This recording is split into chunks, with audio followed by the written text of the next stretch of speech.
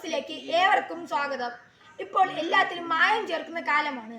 അതിൽ പ്രധാനമായ ഒന്നാണ് എണ്ണ. എൻ്റെ വീട്ടിലുള്ള എണ്ണയിൽ മായമുണ്ടോ ഇല്ലയോ എന്നറിയാൻ വേണ്ടി ഞാനൊരു പരീക്ഷണം നടത്തുകയാണ്. അതിലേക്ക് നമുക്ക് പോവാം. നമുക്ക് ഈ പരീക്ഷണത്തിനായി വേണ്ടത് ഒരു ഗ്ലാസ് എണ്ണയാണ്. എണ്ണ ഗ്ലാസ്സിലേക്ക് ഒഴിക്കുക.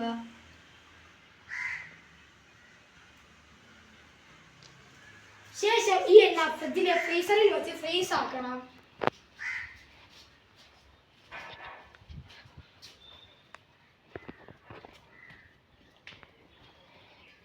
ഈ എണ്ണ അരമണിക്കൂർ നേരം ഫ്രീസറിൽ വെക്കണം.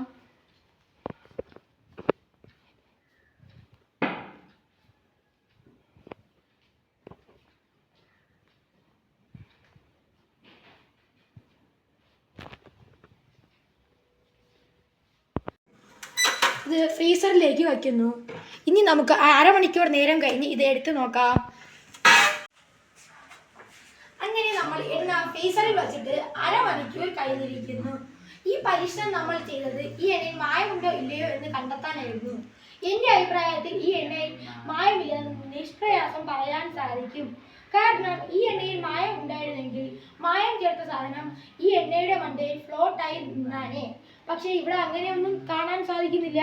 അതുകൊണ്ട് തന്നെ ഈ എണ്ണയിൽ മായമില്ലെന്ന് നമുക്ക് നിഷ്പ്രയാസം പറയാൻ സാധിക്കും.